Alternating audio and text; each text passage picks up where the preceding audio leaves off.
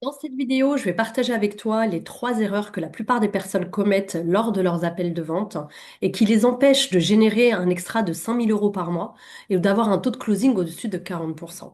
La première erreur, en fait, c'est de parler beaucoup plus que le prospect que tu as en face de toi. En fait, ce qui est très important quand tu développes ton business, c'est de comprendre que tout est connexion avec la personne. Plus tu seras tourné vers ton prospect, plus tu auras cette empathie, plus tu apprendras à le connaître et plus tu pourras en fait répondre à ses besoins. Donc, c'est très important que le temps de parole de ton prospect soit beaucoup plus important que le tien. On a tendance à vouloir mettre en avant notre expertise dès le départ, alors que non. C'est vraiment en fait comme un audit qu'on fait pour voir si on peut vraiment aider cette personne. Donc, c'est important de mettre un cadre dans ton appel et de vraiment, en fait, lui faire le maximum de questions possibles qui te permettra, en fait, de définir son profil, de vraiment comprendre en profondeur ses besoins et surtout de confirmer si tu peux l'aider ou non. Donc, vraiment, ça, c'est très important de le laisser parler et surtout d'identifier ses zones de besoin, les douleurs qu'il a et vraiment, en fait, comment toi, tu pourrais répondre à ses douleurs et ses besoins. Plus tu auras de l'info, plus tu pourras savoir si tu pourras l'aider. Et du coup, ça te permettra en plus, au moment de faire ton pitch de vente, de beaucoup plus l'adapter à ses besoins et qu'ils sentent en fait que tu es une personne vraiment tournée vers l'humain et qui peut vraiment répondre à ses besoins. Donc vraiment, prends ça en compte. N'arrive pas à l'appel en te disant, OK, je vais montrer tout ce que je suis capable de faire. Non. Tu laisses la personne, c'est très important, parler, tu lui poses des questions qui vont faire en sorte que ça va te donner des réponses pour après continuer l'appel, la structure de l'appel et arriver à une collaboration. La deuxième erreur majeure, c'est vouloir brader tes prix, offrir en fait des réductions, etc. Parce que tu veux que la personne, elle t'achète. Alors que non. Ton temps, ta valeur, ton expertise ont un prix. Si tu t'es mis sur un prix spécifique, c'est pour quelque chose.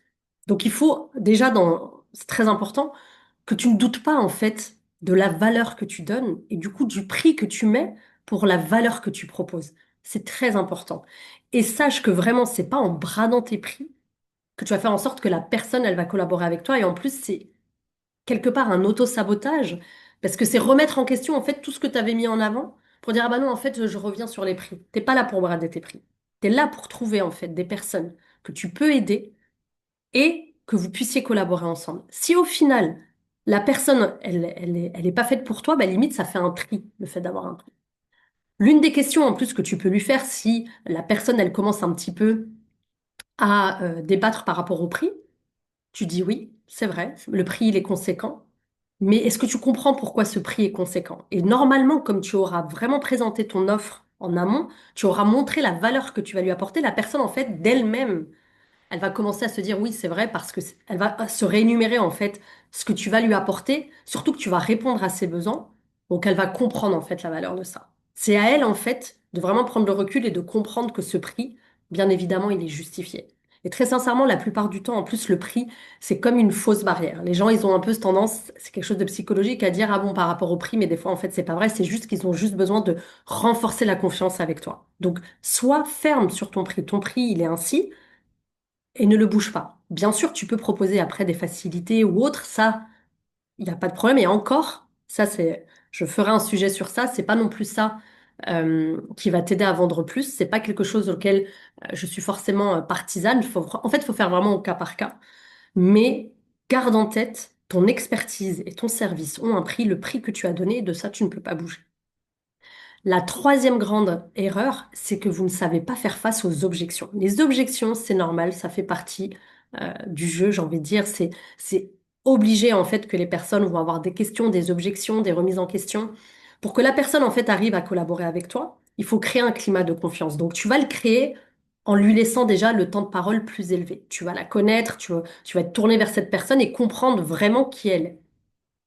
Et en fait, pour que la personne elle ait le moins d'objections possible, c'est important que pendant justement que tu effectues l'appel avec la personne, que tu sois vraiment en mode écoute active et que la moindre chose que tu arrives à repérer qui pourrait se transformer en une objection qui arriverait peut-être vers la fin, tu laisses la personne parler, mais tu rebondis. Ok, tu m'as parlé de ça, ça, ça. Est-ce que tu peux creuser tous les signaux en fait qui vont te montrer que la personne elle est pas sûre de tes services, il y a un manque de confiance ou autre, n'hésite pas à lui demander. Tu es là en fait pour répondre à ces questions. Tu es là pour lui faire comprendre que tu es la personne qui peut l'aider. Donc c'est important en fait que les objections n'arrivent pas à la fin. Parce que là, c'est clair que si elles arrivent à la fin, au moment où tu vas annoncer la structure de la collaboration et notamment le prix, là, en fait, tu vas perdre la personne. Il faut que vraiment, quand tu arrives à la conclusion de savoir si vous allez collaborer ensemble ou non, que toutes les objections, tu les aies déjà balayées. C'est très important.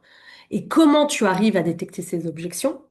C'est avec cette écoute active que tu vas avoir. Le temps de parole que tu vas lui laisser va permettre à toi de vraiment distinguer tous ses besoins et en plus des possibles objections qu'elle pourrait avoir.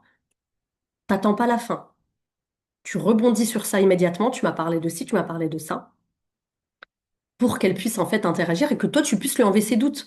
Vraiment, en fait, un appel de vente, c'est un appel de confiance, un appel de collaboration. Normalement, la personne, en fait, avec la structure que tu auras mis en amont, elle aura déjà une certaine appétence à vouloir travailler avec toi. Et là, en fait, dans l'appel de vente, tu dois pas te mettre en avant, tu ne dois pas vendre à 100% ton expertise. Bien sûr, tu dois lui expliquer ce que tu peux lui apporter, mais garde en tête que c'est le prospect qui est au cœur, en fait, de cet appel.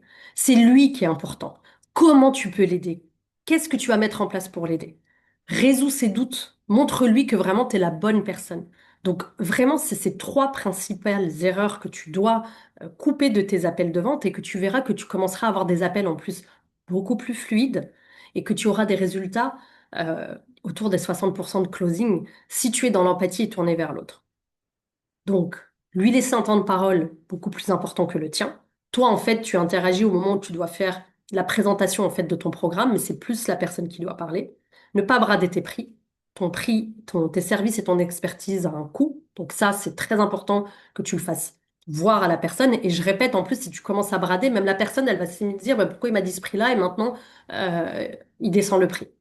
Donc ça, c'est pas vraiment, tu t'auto-sabotes.